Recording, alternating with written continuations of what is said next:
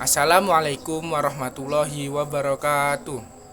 Perkenalkan, nama saya Sultan Izzat Maulana dari program studi Sejarah Peradaban Islam Unhas Jember dengan NIM 232104040016. Video ini dibuat untuk memenuhi tugas mata kuliah UAS Pengantar Ilmu Politik dengan Pak Mawardi Purbosenjoyo sebagai dosen pengampu. Langsung saja, pada video ini saya akan membahas tentang Orde Baru hingga Reformasi. Masa jabatan Presiden Soeharto sebagai presiden kedua di Indonesia dikenal sebagai Orde Baru. Presiden Soeharto ini adalah presiden yang menjabat paling lama di Indonesia.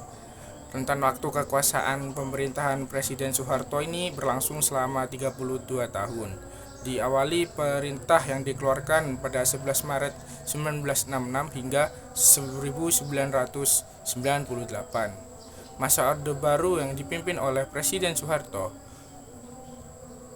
mulai memimpin negara ini. Pemerintah berusaha memulihkan usai berakhir era kepemimpinan Soekarno. Orde Baru adalah tatanan kehidupan bangsa dan negara yang dikembalikan pada Pancasila dan Undang-Undang Dasar 1945. Di orde sebelumnya sempat menjadi penyelewengan dan penyimpangan prinsip utama. Latar belakang lahirnya Orde Baru. Lahirnya Orde Baru ditandai dengan Tritura atau Tri Tuntunan Rakyat yang merupakan ide perjuangan Angkatan 66 kami atau memiliki kepanjangan Kesatuan Aksi Mahasiswa Indonesia. Tritura dari 3 tuntutan yaitu pembubaran PKI, perombakan kabinet Dwi Korah, dan penurunan harga. Tritura semakin panas karena sikap Presiden Soekarno yang bertolak belakang dengan aksi-aksi mereka, hingga terjadi peristiwa G30 SPKI yang membuat rakyat Indonesia menurunkan kepercayaannya terhadap pemerintahan Soekarno. Peristiwa G30 SPKI adalah salah satu peristiwa yang menyebabkan kredibilitas orang Soekarno dan membuatnya mengeluarkan surat perintah kepada Legend Soeharto yang disebut Surat Perintah 11 Maret 1966 atau yang lebih kita kenal sebagai Super Semar. Dalam surat perintah tersebut, Soekarno merujuk Soeharto untuk melakukan segala tindakan demi keamanan, ketenangan, dan stabilitas politik. Super Semar juga menjadi titik awal perkembangan kekuasaan Orde Baru. B. Sistem pemerintahan pada masa Orde Baru. Pemerintahan Orde Baru menggunakan konsep demokrasi Pancasila. Visi utama pemerintahan ini adalah menerapkan nilai Pancasila dan Undang-Undang Dasar 1945 secara murni serta konsekuen dalam aspek kehidupan masyarakat Indonesia. Di masa Orde Lama ini, komunisme dan gagasan yang bertolak belakang dengan Pancasila sempat meluas. Hal ini membuat Soeharto di masa jabatannya melakukan indoktrinasi Pancasila. Beberapa metode indoktrinasi yang dilakukan antaranya menerapkan pengajaran P4, yaitu pelaksanaan, pedoman, penghayatan, dan pengamalan Pancasila di sekolah. Soeharto juga mengizinkan masyarakat untuk membentuk organisasi dengan syarat menggunakan asas Pancasila, melarang kritikan yang menjatuhkan pemerintah dengan alasan stabilitas negara. Sistem pemerintahan pada masa Orde Baru adalah presidensial dengan bentuk pemerintahan republik dan Undang-Undang Dasar 1945 sebagai dasar konstitusi yang berlaku dalam periode masa Orde Baru. Terjadi banyak perubahan politik dan ekonomi. Ekonomi Indonesia berkembang pesat walaupun dibarengi dengan praktik korupsi yang merajalela. Lewat beberapa kebijakan politik dan ekonomi negara juga semakin kuat. Namun kondisi ini menurun ketika di tahun 1997 saat terjadi krisis moneter. Krisis inilah yang membuat pemerintah kehilangan kepercayaan rakyat sehingga Soeharto sebagai presiden mengundurkan diri pada 21 Mei 1998 yang mengakhiri kekuasaan Orde Baru. C. Penyebab jatuhnya pemerintahan Orde Baru. Latar belakang mundurnya Presiden Soeharto dilatar belakangi krisis moneter sejak 1997. Kondisi ekonomi Indonesia pada saat itu tengah sangat melemah dan merosot, sehingga menimbulkan ketidakpuasan. Ketidakpuasan ini kemudian semakin membesar dan memicu terjadinya demonstrasi besar-besaran yang dilakukan oleh berbagai aksi berbagai aksi dari mahasiswa di wilayah Indonesia. Kerusuhan terjadi hampir di setiap daerah di Indonesia. Akibatnya, pemerintahan Orde Baru di bawah kepemimpinan Presiden Soeharto pun mendapat banyak tekanan politik, baik dari dalam negeri maupun luar negeri.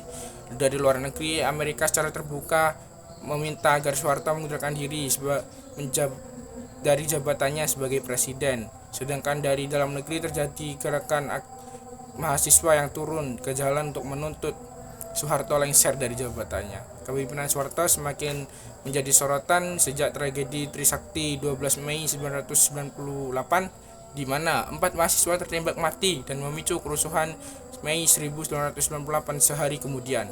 Tekanan dari para massa terhadap Soeharto pun memuncak. Sekitar 15.000 mahasiswa mengambil alih gedung DPR dan MPR, yang berakibat proses politik nasional lumpuh.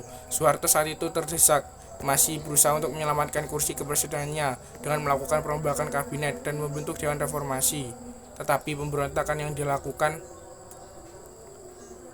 oleh para mahasiswa ini membuat Presiden Soeharto tidak memiliki pilihan lain selain mundur. Pada 21 Mei 1998 di Istana Kemerdekaan, Presiden Soeharto secara resmi menyatakan dirinya berhenti menjabat sebagai Presiden Indonesia melalui UUD 1985 Pasal 8. Soeharto segera mengatur agar Wakil Presiden B.J. Habibie disumpah untuk menggantikannya di hadapan Mahkamah Konstitusi. Sejak saat itulah kepemimpinan beralih dari Soeharto ke B.J. Habibie dan terbentuklah era reformasi. Masuk dalam materi era reformasi. Reformasi di Indonesia disebut juga sebagai era pasca Soeharto yang dimulai pada tahun 1998 mengakhiri kekuasaan 32 tahun Soeharto. Soeharto melepas jabatannya 21 Mei 1998 yang kemudian digantikan wakilnya oleh B.J. Habibie. Adapun asal kata reformasi sendiri tersusun dari dua kata, yaitu re dan juga formasi. Re yang berarti kembali dan reformasi yang berarti susunan.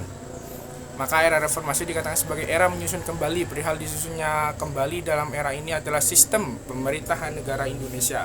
Maka era reformasi dapat dikatakan sebagai era menyusun kembali.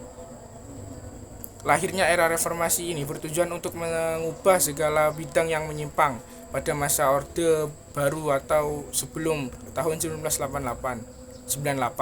Era ini lahir tepat setelah Presiden Soeharto mengundurkan diri pada 21 Mei 1998 dan digantikan wakilnya yaitu B.J. Habibie.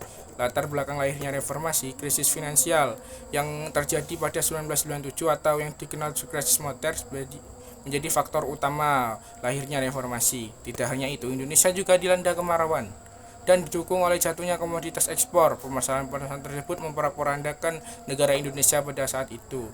Krisis finansial Asia turut melanda Indonesia, menjadikan rakyat tidak puas terhadap kepemimpinan Soeharto. Era reformasi menjadi peristiwa bersejarah karena mampu menuntaskan rezim Orde Baru yang dipimpin oleh Soeharto selama 32 tahun. Maksud dan tujuan diadakannya ini adalah untuk menuntut harga-harga pokok yang melonjak tinggi pada Juli 1997. Menuntut NPR untuk tidak kembali mencalonkan Soeharto untuk periode ke-7, dan menjelang lengsernya Soeharto, para pejabat melakukan perjanjian simbolik dan beberapa langkah kebijakan ekonomi guna mencoba mengatasi keadaan dan mempertahankan kekuasaan. Tujuan era reformasi dijelaskan oleh Muslim Afandi. Reformasi ini bertujuan untuk pembaharuan di segala bidang pembangunan nasional, khususnya di bidang ekonomi, politik, dan agama serta sosial budaya. Berikut tujuan reformasi. 1. Menangani krisis ekonomi dalam waktu sesingkat mungkin, khususnya untuk menghasilkan stabilitas moneter yang dianggap terdapat pengaruh global serta pemulihan aktivitas usaha nasional. Yang kedua, mewujudkan kedaulatan rakyat di seluruh sendi kehidupan masyarakat, berbangsa dan bernegara melalui peningkatan dan perluasan partisipasi politik. Yang ketiga, menegakkan hukum sesuai dengan nilai-nilai dan keadilan HAM menuju ketertiban umum dan perbaikan sikap mental. Dan terakhir adalah meletakkan dasar-dasar kerangka dan kegiatan reformasi pembangunan agama dan sosial budaya dalam mewujudkan masyarakat madani. Sekian materi yang bisa saya sampaikan, kurang lebihnya saya mohon maaf. Wabillahi taufiq wal hidayah. Wassalamualaikum warahmatullahi wabarakatuh.